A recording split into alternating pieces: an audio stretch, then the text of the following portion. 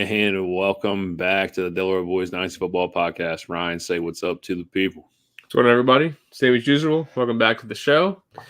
Once again, we are just rolling through these rookies as fast as we possibly can. We are finally on to our running backs. Today we start with Bucky Irving. Steven's by far number one, has been his number one for a while. Steven, what about Bucky Irving draws you so much to him in a crowded running back room this year? That boy is fucking electric. I'm going to leave it at that. That boy is electric. 5'10", 195-pound running back out of Oregon. Here's what I'm going to do. Over 6 yards per carry. Top 5 in the country in broken tackles. And you're going to say that you should say that's impressive for a 195-pound running back. Game-changing speed, game-changing acceleration, ability to stop and start on a dime. Receiving game prowess. He's a huge prospect in this running back class. Absolutely love him. Yeah. I just feel like I don't really have a stamp on my one yet.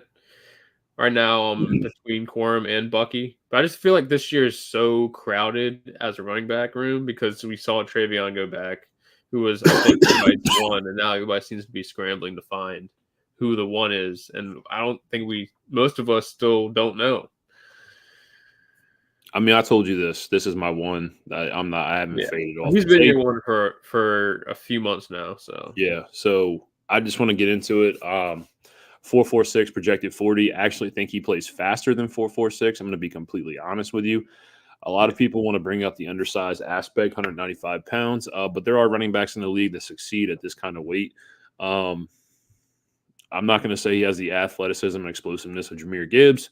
But you see that. You see Devon A-Chain. You've seen Chris Johnson. You've seen Tony Pollard. I mean, the list goes on and on. This guy can carve out a role in the league. He can solidify a role in the league. Yeah, for sure. Watching this team, though, I think the one thing that stands out the most is like just his work at the line of scrimmage. I mean, he seems to be able to pick holes between defenses. And honestly, it's something you love to see coming into the league. For sure, finding the hole is a huge problem, even for some people in college. We'll get to that on other players later on, but he does a great job of it. And I think that's going into the league. If you don't have it, it's going to be tough to learn in the league. Yeah. The biggest thing that I want to, talk about is the fact that I think he's suited for outside zone gap type scheme system. Not many running backs in this class have the speed to consistently beat defenders to the edge. He has that. He'll thrive in a system like that. Nice fit to me, the Chargers. Just want to talk about that. I do think they're the favorite for Blake Corum as well, with Michigan coach going there in Harbaugh. But a system like that, a New York Giants type system, a system like that, a lot of outside zone, schemes that they ran with Saquon Barkley. Obviously, we're talking about a 6 foot, 220-pound running back, but I think Bucky Irving can solidify a role. Another thing you talk about is his poise in the backfield. Yeah. The game's never too big for him. Very slow. He's very slow with it. He can see it. He sees it break down, and then he bursts. He hits a one-cut burst. He's gone. Yeah. Absolutely love that part of his game.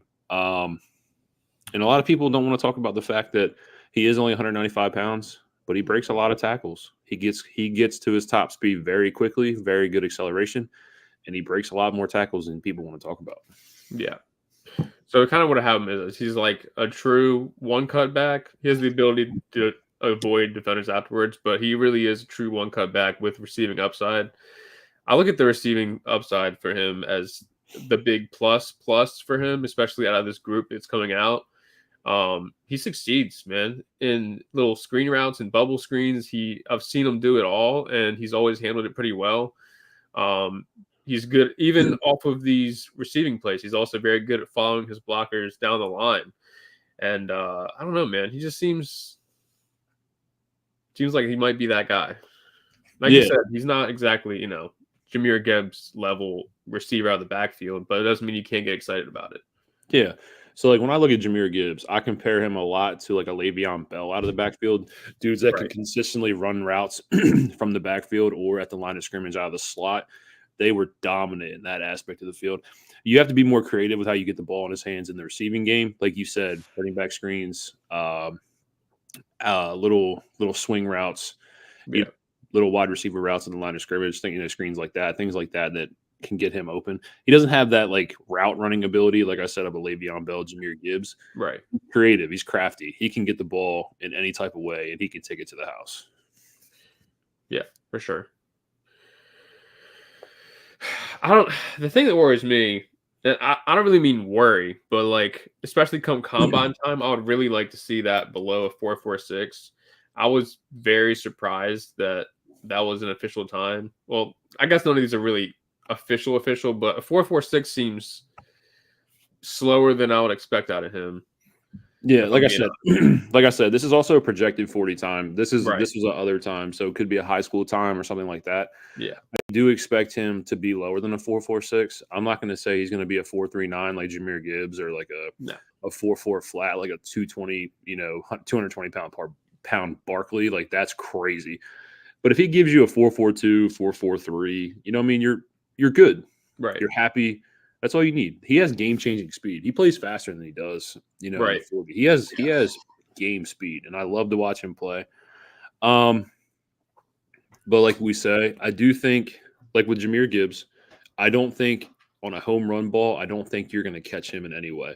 You're not going to get chased down or hawked in the back, like from behind. I think Bucky possibly could. Sure. Like I said, that could happen. Yeah.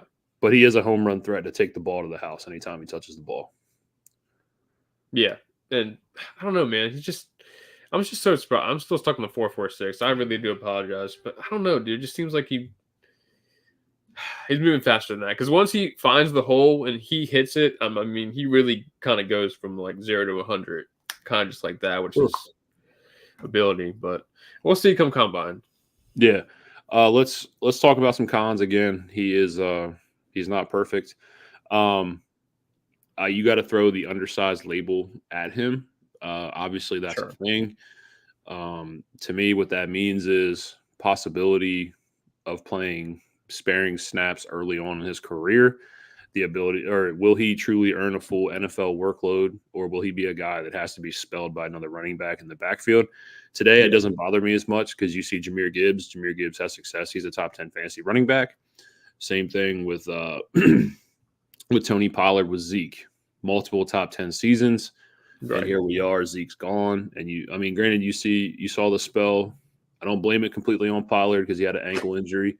Right. But, Tony Pollard has top 10 seasons. He can produce that. I don't think sharing a backfield is as dangerous as it was back when we were watching football with LT, AP, Priest Holmes, Jamal Charles, guys like that. We've seen duos succeed. We've seen David Montgomery this year and Jahmyr Gibbs as recent as that. And then you can go back to Kamara and Mark Ingram days and see where both of them succeed.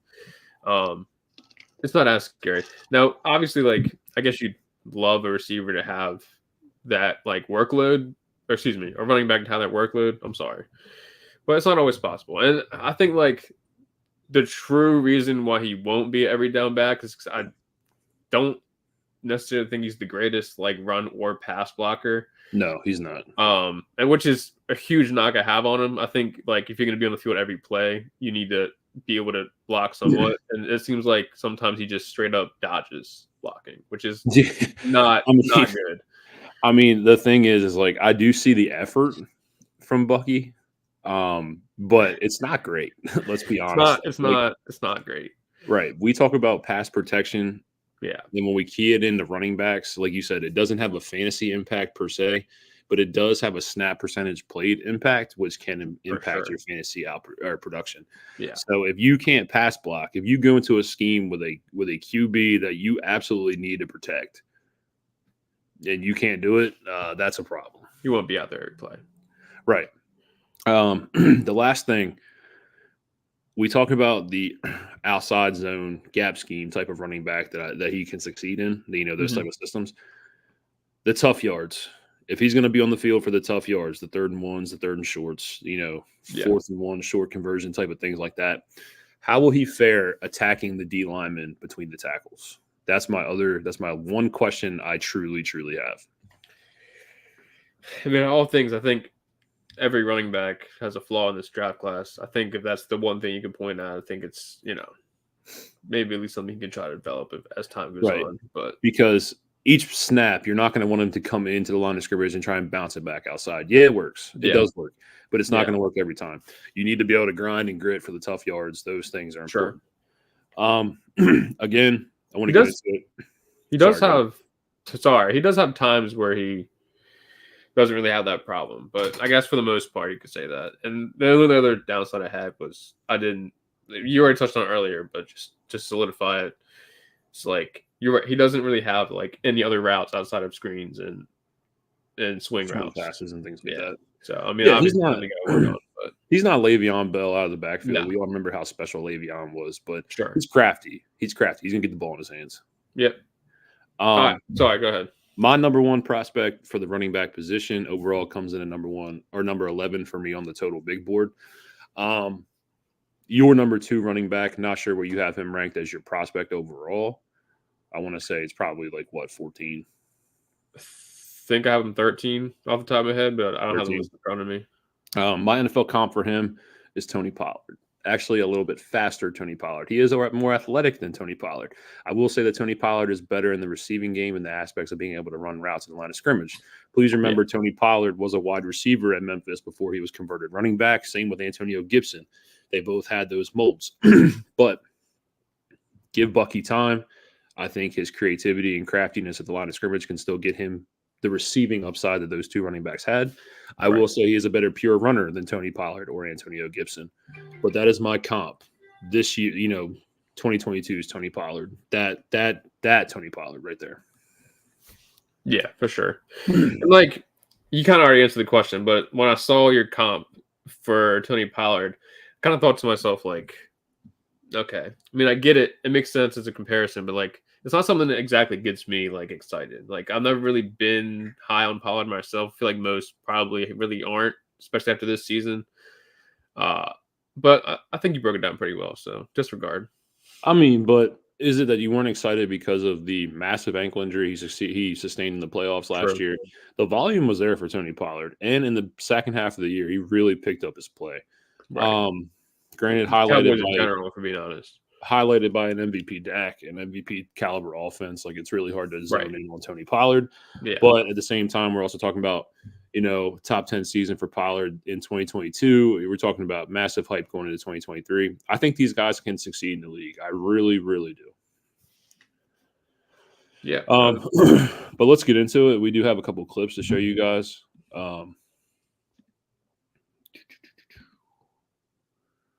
Let's bring up. What we got first? I want this one first because this is a nice little swing pass. Like I said, not much creativity at the line of scrimmage. What you're going to see here was a RPO by Bo Nix. As you have Bucky Irving flaring out to the left side hash here. Just watch Bo Nix work. Watch him find his guy. Boop. And we're going 40-plus yards to the house. Without a doubt. Just very simple defenders there. All the way down the line. All the way down the line. Very simple. That's just what they did. Oregon, a lot of big play names for their offense. Here we are. And Bucky Irving kills you in the backfield for 42-yard touchdown. Yeah, tough.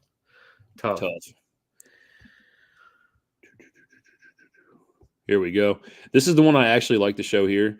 Notice we're at the goal line here. This is against Washington. You're going to see an inside zone here. He's going to come off the right guard. Just watch this one cut here. It's a little difficult to see, but just pay attention. You're going to see a one cut off the right guard's hip, and you're going to see him burst 10, I think it's 12 yards for a touchdown here in the red zone. That's not what I wanted to do. Solid. Oh, here we go. Shit. Damn, that's unfortunate. Here we go. And the play happens here. Boom, off the right guard. I got nothing on my screen. You have nothing on your screen? Do you have it on your screen? No, go ahead. It might be bugged. Go on. Hold on. I want you to see this clip. Hold on. Here we go. All right, we're up. And let's run it back. You'll see it off the right guard's hip. Boom, cuts back, and he's taking it 12 yards to the house. Easy. Made it look easy. Easy. Make it look so easy. One cut. That's what I'm saying. That one cut at the beginning to find the hole is really all he needs to get That's by. all the space he needs. I mean, he's a little once dude. he hits That's that all the hole, space it's he needs. straight line speed, and that's what I love to see. That's all he needs, guys. Yeah.